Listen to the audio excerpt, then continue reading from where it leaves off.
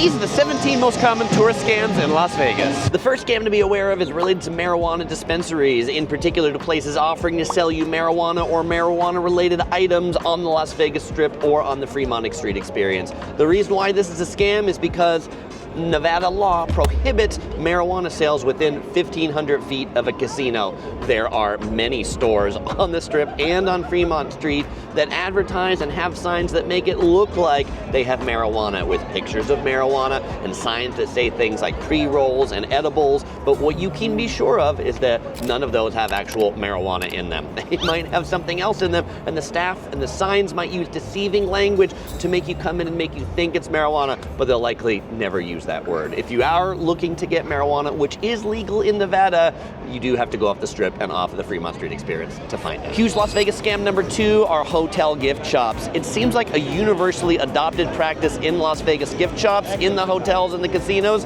is no prices for any of the items. If you're looking to get drinks, you're looking to get snacks, there won't be prices on them.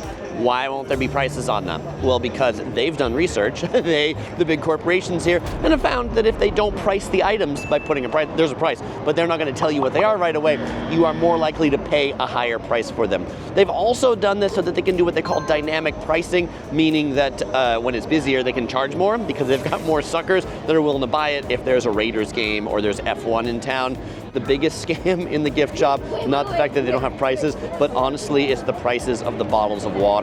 Over at the Paris, like the bottles of water are like $7 to $10. I mean, crazy extortion type prices. Definitely don't buy drinks and snacks from hotel gift shops. If you are thirsty or hungry and you didn't bring anything with you and you are on the Strip, go to CVS, go to Walgreens. Even better, go to an ABC store where you can get a bottle of water there for $1.75 and your second one for just $1. Now that's a bargain, and it's not a scam. ABC stores, I love you. The third biggest tourist scam comes from taxis and ride shares, and there's 2 parts to this one, or actually 2 different types of scams from these things. So the first one, taxis, basically they're gonna take you the long way around so that they can charge you more money based on the meter. It's not as big of an issue as it used to be because from the airport, it's basically a fixed price system by taxis to get you to the major Strip hotels. So if taxi driver turns on the meter, you should make sure to insist on the fixed price to make sure you actually get the fair price. But the bigger scam nowadays, and it's not just taxi drivers, but rideshare drivers too, they will try to suggest taking you to a different place than where you're going. You're going to a club, a bar, a marijuana dispensary, and they've got a better one. They've got a better bar. They got a better club. They got a better dispensary because it's got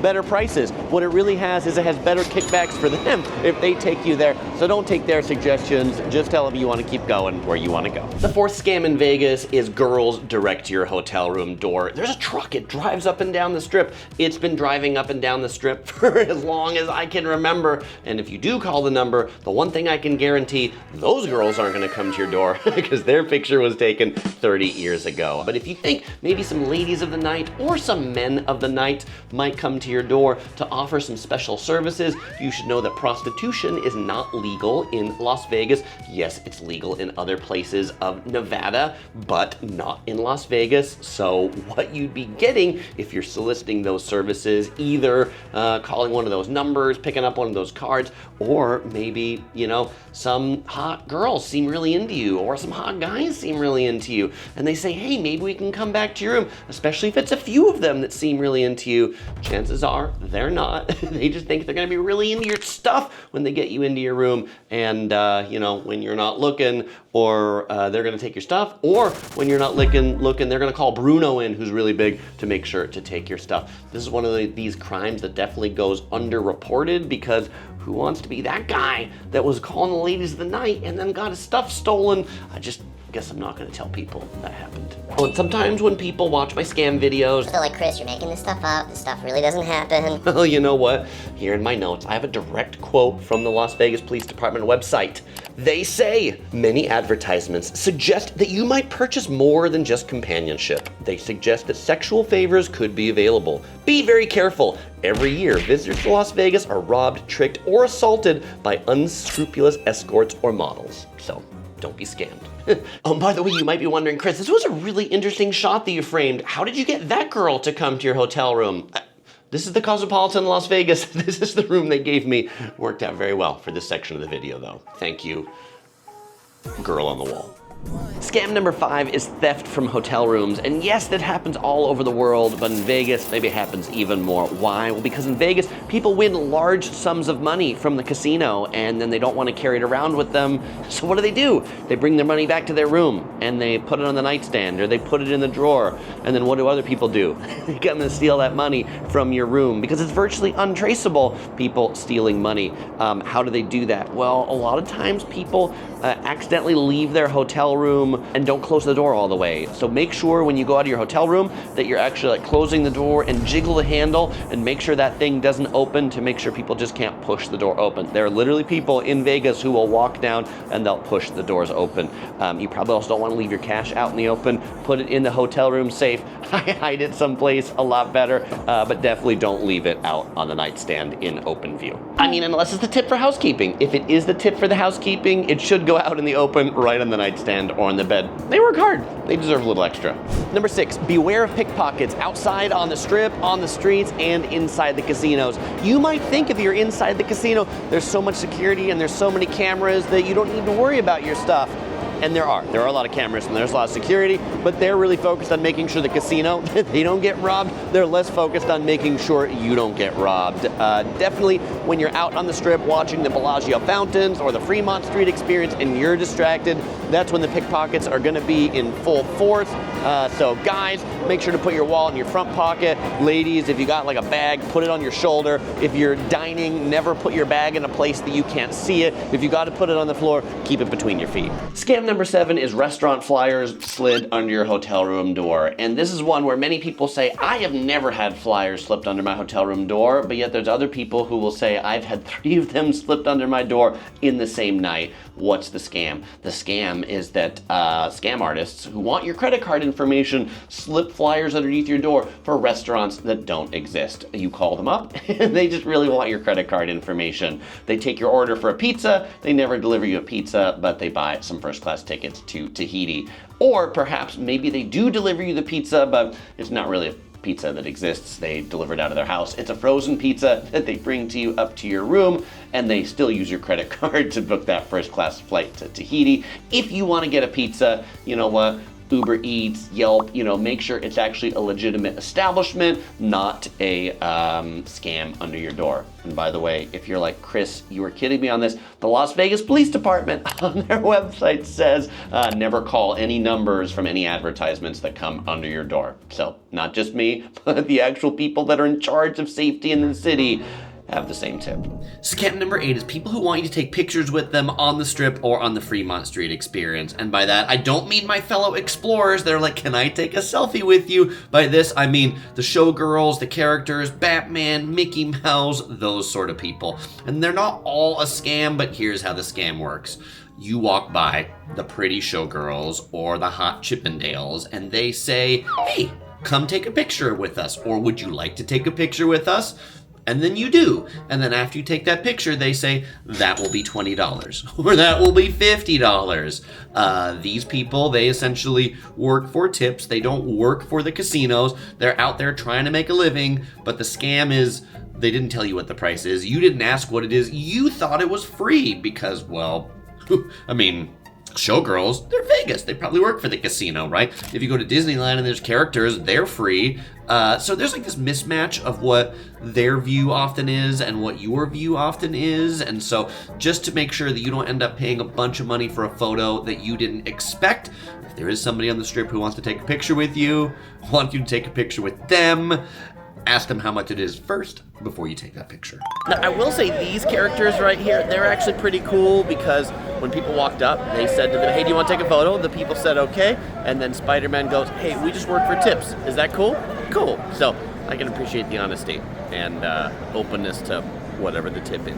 So thank you, Spider-Man, Bluey, Lilo, Stitch, and Bumblebee. Number 9, definitely don't buy casino chips from somebody that isn't the casino. Chris, what are you talking about?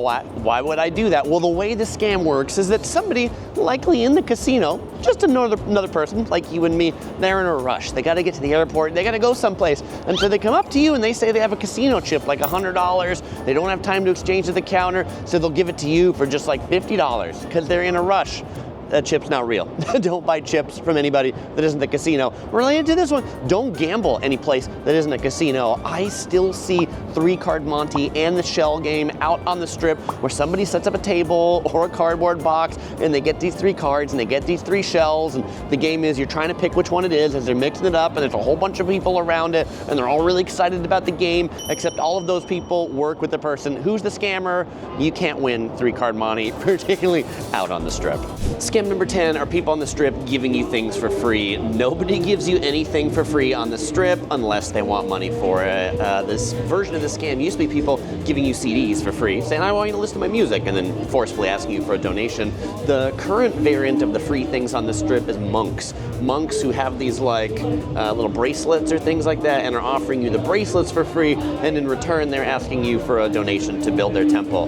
I've probably seen like in one day 10 monks on the strip doing this same thing. I'm still waiting to see that temple. Now most of these scams happen out on the strip, but this next one actually happens inside malls and inside casinos. It's the timeshare scam. The way the scam works is there are people at booths that look really official. They say like things like information on them, and these people, they seem really friendly, and when you walk by they ask you, hey, how long are you in town for? They're always asking you something, and this is because they want you to attend their timeshare presentation. If they find out you're in town for a little while, they're trying to figure out how they can give you some free stuff in return for some of your time at a timeshare presentation. Usually they'll offer you something like free show tickets or 90 minutes of a timeshare presentation the next day, with some high pressure sales tactics at the end. Now, there are some people who love timeshare presentations and say, Chris, these things are great. I get a free trip, I get free hotel stays.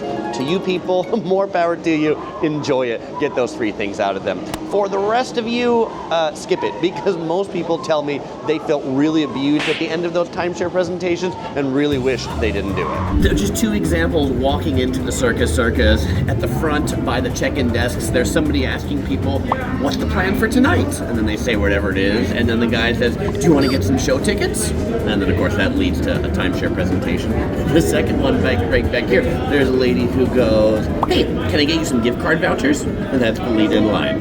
Scam number 12 are the nightclub promoters on the strip. And to understand how this scam works, you have to understand the business of nightclub promoters. And first I want to say this is not about all nightclub promoters. Some of them are really great and can get you into some great clubs. But the way nightclub promotion works is that these people who stand out on the strip, they get a kickback, a commission, every time you go to the club that they invite you to go there. That's why they're there. They're there to make the club busy so that when a lot of people come, then the club's busy. Nobody wants to go to an empty club, and so yes, they get people in free or discounted so that the club seems hopping when the people who are paying actually come. The scam is when people on the strip are asking you to pay for those same tickets. They're basically getting a double kickback. Chances are it might not even be a real ticket. So beware of anybody who asks you to pay for a ticket, not just to a club, but to anything on the strip, because you don't have a place of business to go back to if that ticket isn't actually real. And for the final 5 scams here, they might not be things that quite rise to the scam level, but they're things that I just consider scummy and ways that the Vegas business people are just trying to grab more money out of your wallet. Number 13 is the ATMs on the strip. You're not gonna find any big bank ATMs on the strip. You're not gonna find Bank of America, Capital One, US Bank. You're gonna find a lot of ATMs on the casino floor that are gonna charge you exorbitant rates, $6 to $10 to withdraw money from those ATMs. Don't do it. Bring your cash with you, or try to find a bank ATM when you can. $12 for the ATM at the Aria. Crazy to take out $100. Number 14 are resort fees. And Las Vegas hotels, they really pioneered the deceptive advertising of hotel rates with resort fees. What's that? That's the room rate plus this extra resort fee on top that you can't not get. It's not optional, it's not a tax, it's just a fee that they have. That's how hotels can advertise $9 rate, except it's not. It's $50 or $60 because it has a $45 a night resort fee. The Federal Trade Commission, they just ruled that this sort of advertising for hotel rooms is deceptive, and they're not allowing it anymore starting in the spring of 2025. I'm not saying they're going to get rid of their resort fees, but you can expect them to be advertised differently. The upfront price will need to be provided by any hotel in the US, the one that includes all of the fees all together in the upfront price. But that's a US-based ruling. That doesn't apply to non-US based companies. So you might find booking sites online that aren't based in the US still advertising it the good old way of $9 a night rooms.